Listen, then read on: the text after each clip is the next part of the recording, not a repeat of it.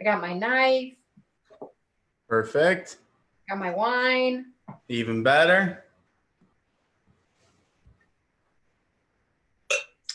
So, Kelsey, are you going to let anyone else in who chimes in the waiting room, or do I have to do that? I can let everyone in. Okay, cool. Yeah, because I'm also supposed to be meeting Laurel here for a drink and dinner. On the Zoom or at your house? No, at the Zoom, on the Zoom. Oh, yeah. No, yeah. Hi, John. Can you hear us now? No.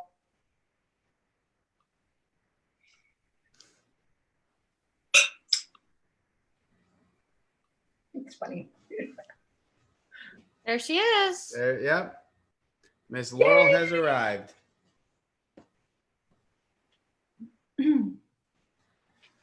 Hey, Laurel. Hi, Laurel. Hey. I am. Hi, Chef. How are you? Good. How are you? I am wonderful. Never a bad day. I'm wondering, has John been to every single meal prep? I'd say easily 70% of them. That's awesome. Yeah. Yeah, I'm going to have him start teaching these. I'll stay home. You know, there's I something can't hear about, you, John. Sorry, what'd you say, Emily? Well, I was just thinking there's something about, I don't know if club members have their own, their family recipes, but that might be an interesting thing also. Yeah. I don't know how that works, but because Laurel was saying today she really likes spanakopita, and yesterday was Greek Easter, and so we made the rack of lamb on the grill. That was awesome, and we made spanakopita, and that's something that we make all the time. And I don't know, she's just special enough, or club members are just special enough that we could teach them family recipes. Right? I mean, it's all part of the community. That's right. That's an interesting proposition. It is. It is. I like that. John's connecting to audio. Not yet, but it looks, yay! There we go. All right. Yay! Perfect. Operator. Let's get started making chicken saltimbocca. So I love saltimbocas. You could do this with chicken, veal, pork tenderloin, pork chops, veal chops. I mean, you name it. There's all different meats that could be prepared saltimbocca style. This one, I'm going to take you down to the ingredients.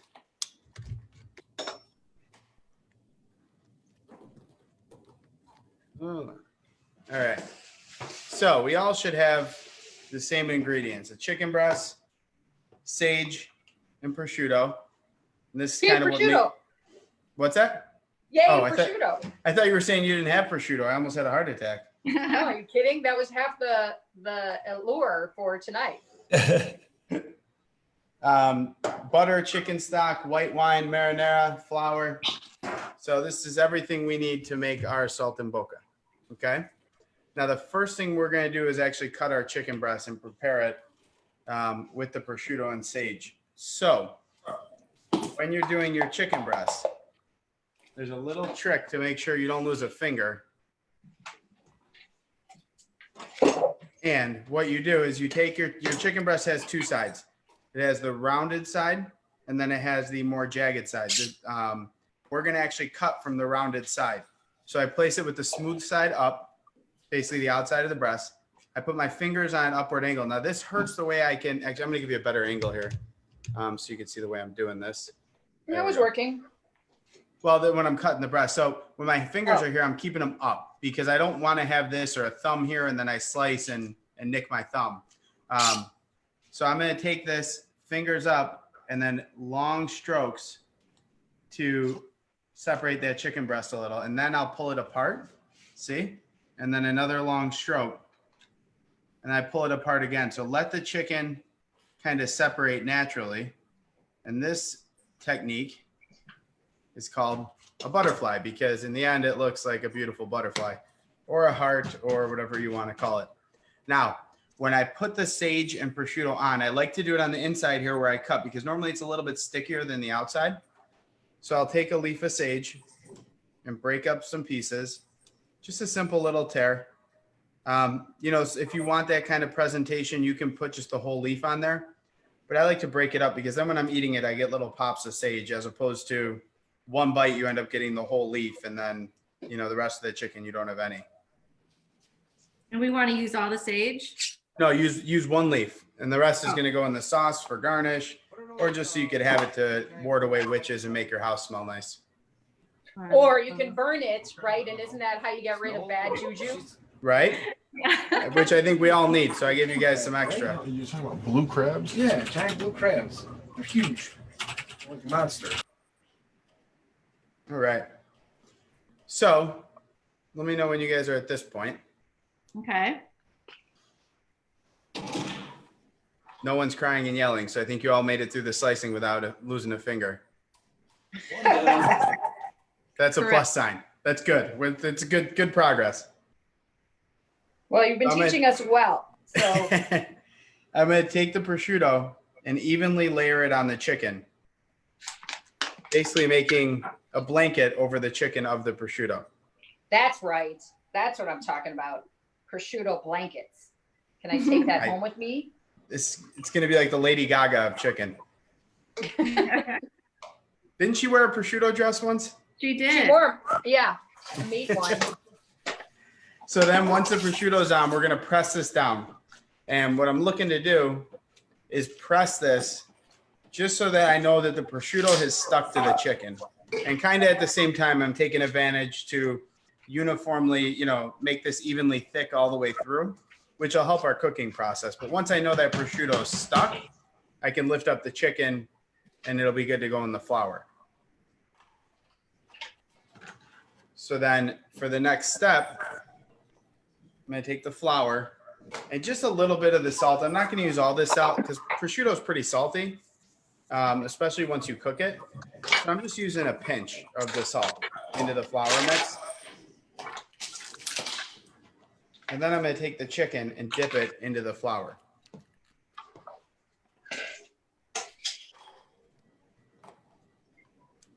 And I'm just looking for a nice light coating on there. Okay.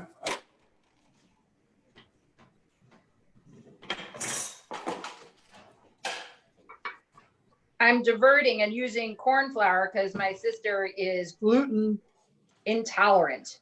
It's a great So option. So I'm trying it. Oh, it'll And work if it wonderfully. stinks, we'll blame it on my sister. Well, the only issue you might have with using the corn flour is it might burn a little faster, but otherwise you shouldn't have any problems at all. The only ones that don't work really well are like coconut flour. But even almond flour works. It just doesn't stick as well to the chicken.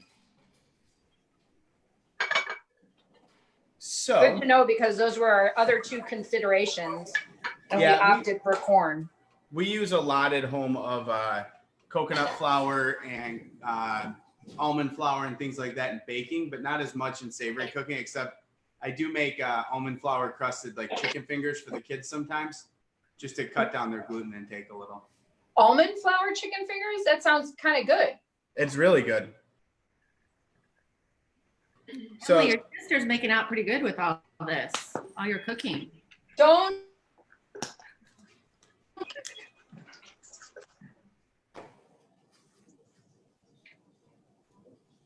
all right. So for the next step, I started preheating my pan over a medium-high heat. Want to make sure it has ample time to heat up.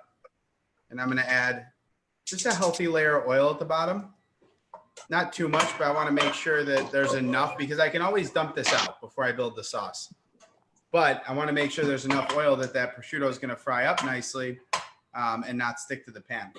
That's Do why we have preheat- oil? Is this is the oil? Yeah, that's the oil. And then there's wine too. Now don't get them mixed up. I've done that so many times when I'm busy on the line.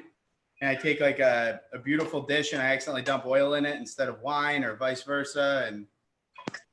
And then to make sure we're ready, you just drizzle or shake your chicken over there a little. You should see your flour sizzle up. And I'm going to put this right into the pan. And when I put it in, I just give a quick little shake. And that initial shake is going to help make sure that this doesn't stick.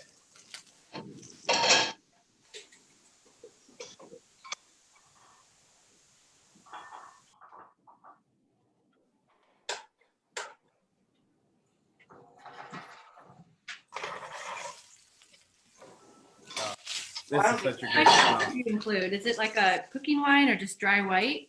It's just a cheap white wine, like a Chablis. Sauvignon Blanc, they all work really well for that. I actually keep a box of white wine at home, just Ponzio for cooking because it's great. To switch out my pans because I've got two and they're beautifully butterfly.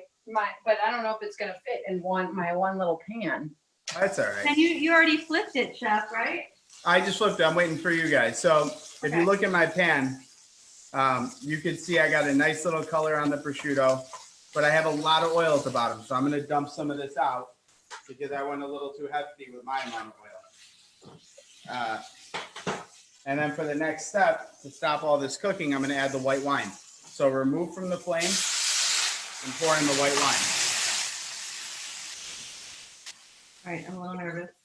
Sorry, I'm just catching up. So Okay, we got time now. all right, I'm still putting oil in, and then you said how long does it stay? The chicken stay on? You put the prosciutto side down first, right? Prosciutto side down first. You just want to do it until it hits that nice golden brown sear. If you can see in my pan here, you'll be able to see kind of the coloration you're looking for.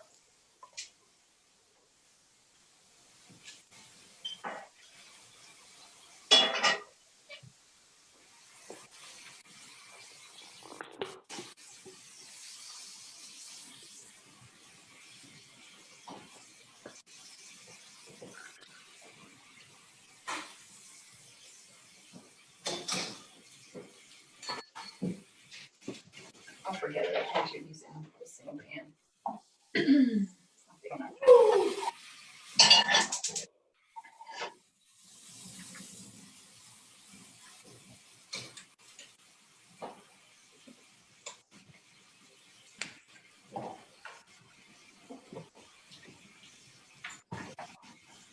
I got some flame that time. Oh, with the wine?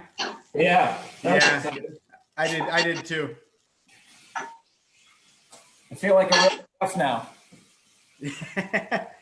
Say that you don't say that till you lose an eyebrow. All right.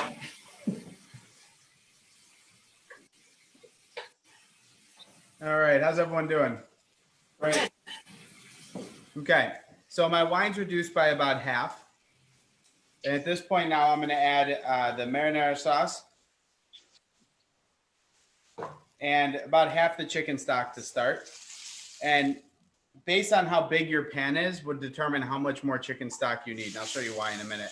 You want to make sure your liquid is coming about 3/4 of the way up on the chicken breast, because that's going to make sure it cooks all the way through without having to worry about flipping it in the pan.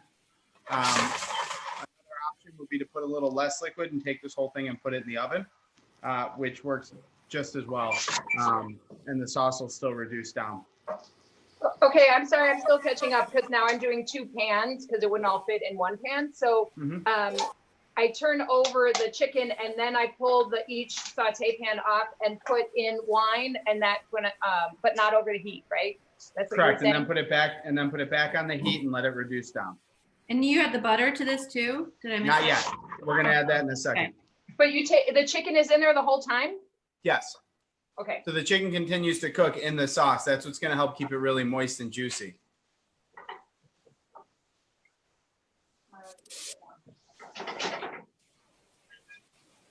Chef, I made chicken parmesan for my aunt last weekend. Oh, did you enjoy it? Recipe. Yeah, it was great. Good. That's awesome.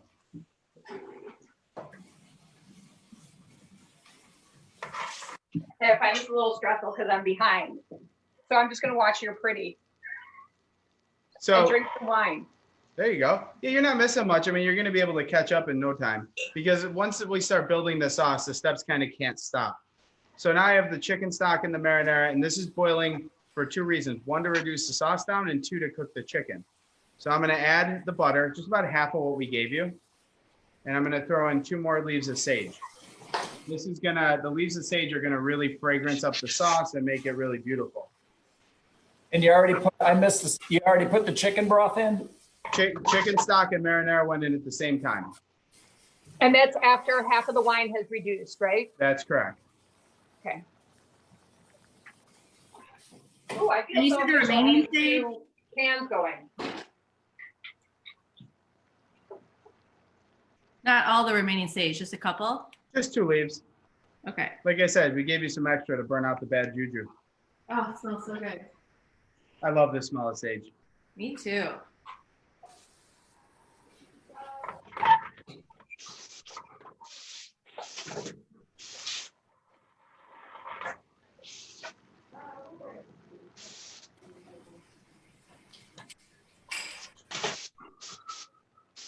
feel like it's not brown enough.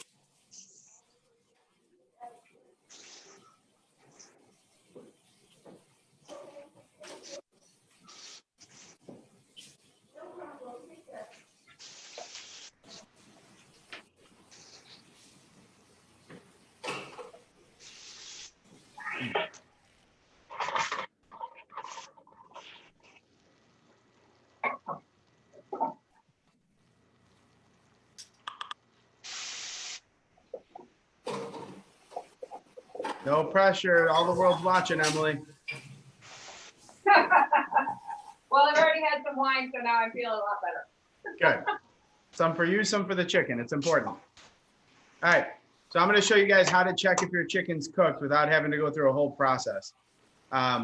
Using your tongs, what I like to do is I gently flip one of the breasts over and I dig in with the tongs to see the thickest part of the chicken and then just lift and check. And what I'm looking for is for that to be white all the way through, and you'll see the separation in the muscle fibers, how it gets a little stringy. And that means that your chicken's cooked. Then you can flip it back over because so many people are always worried about whether their chicken's cooked or not. And as you can see, this chicken's thin and it spent some time on both sides in the pan. So this is actually cooked all the way through now.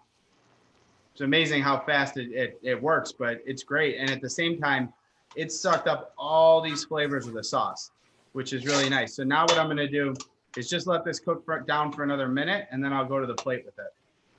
Okay, so now I'm still a couple of steps behind remedial Emily. The wine has reduced. I've added the chicken broth and the sage. And the then marinara. do I just start adding the butter and the tomatoes as well? So add your tomatoes now too. And then you're going to bring that to a boil, and then you'll add your butter once it's boiling. If you add your butter too early, it won't emulsify properly and it'll end up getting a little bit greasy on you. And half the butter, not all the butter. Half the butter, yeah. So what's in the recipe is accurate. What's in your meal kit is a little bit extra. Is it possible there's like a lot of extra chicken broth? Yeah, I told you because it's based on the size of your pan. If you look and see how much I have left, I have about half that container left. Okay. See, Sorry, I missed that during the That's sizzling okay. of my chicken. the oh-so professional sizzling of your chicken. So, all right. So next step with my sauce here, you can see this is done. So it's a nice, thick, rich sauce. Take our chicken and put it on the plate. And then the sauce just goes right on top with those sage leaves and everything.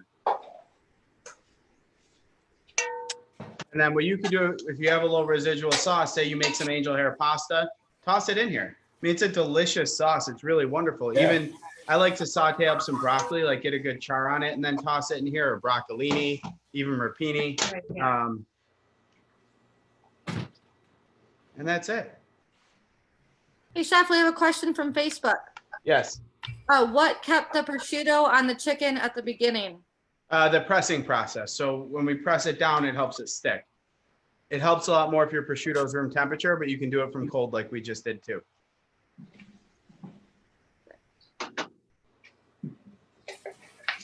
Adding broccoli.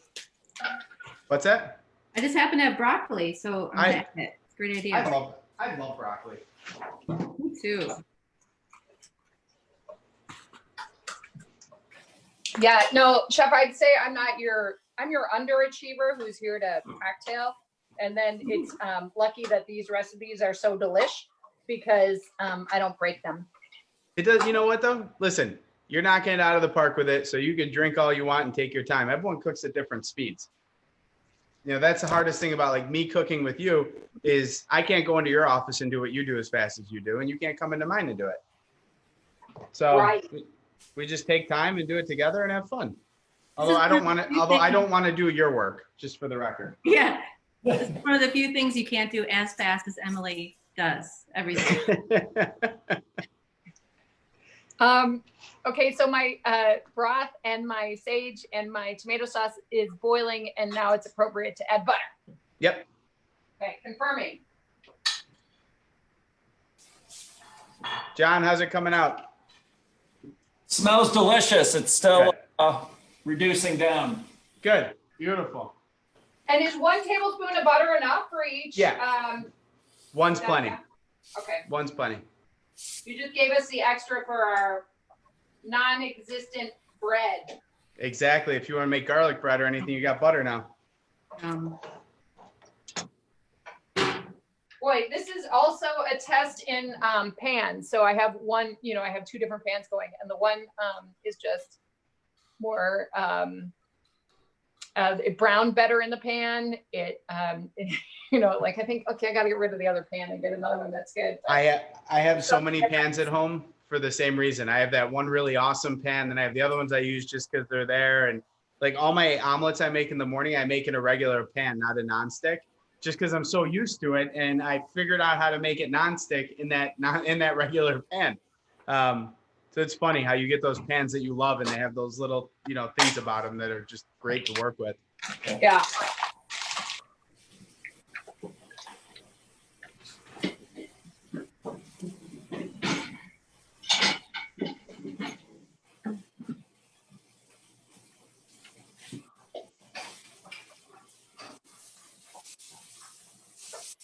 So one little tip, say your pan's one of those pans, speaking of which, where your chicken's completely cooked and your sauce is still a little watery. Take the chicken out of the pan, put it on a plate, and your sauce will reduce down a little quicker because it'll have more surface area to boil out. And then you can just pour the sauce right on top. So when you're making like 6, 7 chicken breasts at a time, that helps a lot.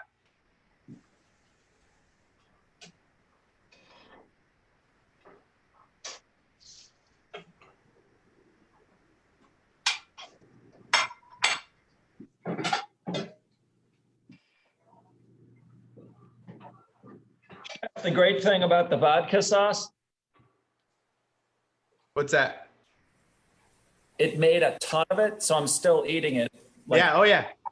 There's no way to do that in a small single serving batch. It's like the chili. You can't just make 2 cups of vodka sauce.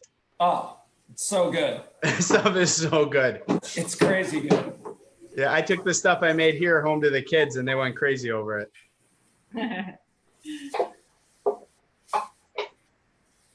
Although they're kids and it's a quarantine, so they're going crazy in general.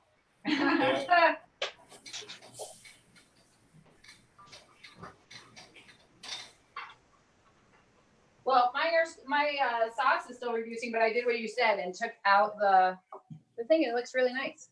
Looks beautiful. It's fully cooked. Yeah. Beautiful. Yeah, so just crunch that sauce down, pour some of it on top, and you're ready for dinner.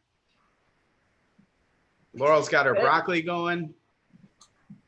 Yeah, we've got some spanakopita ready to add to the plate, and some potatoes from yesterday. Look at that. Christos anesti. Aritos anesti. Thank you. My stepfather's Greek, so. So then you know. Oh yeah. All my kids call him Papu. And when they first started doing that, it was a funny joke, Like who said who?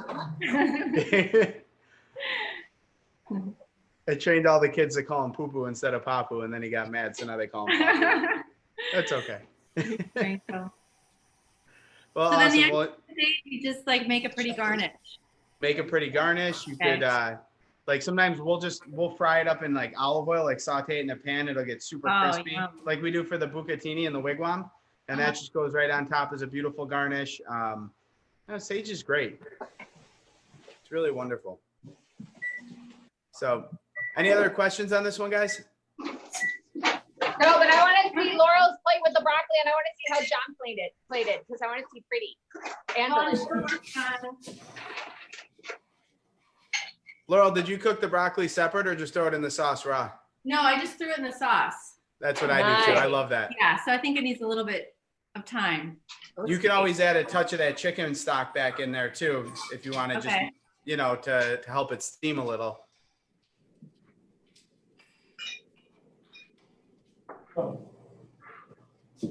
John's probably gonna play it all professional like Alinea. He's got tweezers and little squeeze bottles. That's what I no. want to see. I remember it from when we were doing another dinner, John and I. So that's why I want to see how you plate yours. It's not that pretty. It just looks like a lot of sauce on top. How do I get it in there without dropping it? Oh, that looks good. That does It's like look an Italian delicious. restaurant to me. And the sauce is amazing. It's I so ordered it good. from the market. Yeah. Yeah. I'm just Just- trying to like find everything I can possibly put it on. So what we do like at home a lot is I'll take the sauce. I mean, sometimes I crush red pepper. Sometimes I'll leave it as is, but we'll just saute a ton of veggies and add it to the sauce. Eggplant, zucchini, peppers, add a little sauce to it. And instead of eating pasta, I mean, it's great. And then what I do with the kids is we'll boil carrots or boil beets or anything and then puree them and add the puree to the sauce and then make pasta for them. So we can hide vegetables in their dinner. That works. Yeah. Oh, they fall for it every time.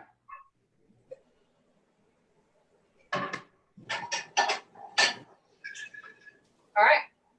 Okay.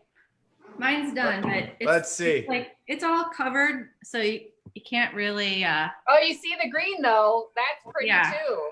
Oh, Broccoli nice. looks I so know there's good. goodness in there. That looks Delicious so good. and nutritious.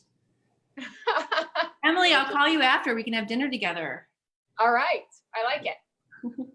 All right. Thank you, everyone. Take care. Thank Thanks. you. Thanks, Chef. This is Have a great day. Bye. Enjoy your post Greek See you, Easter. everyone. Thank you. Bye. Bye. Bye. Bye.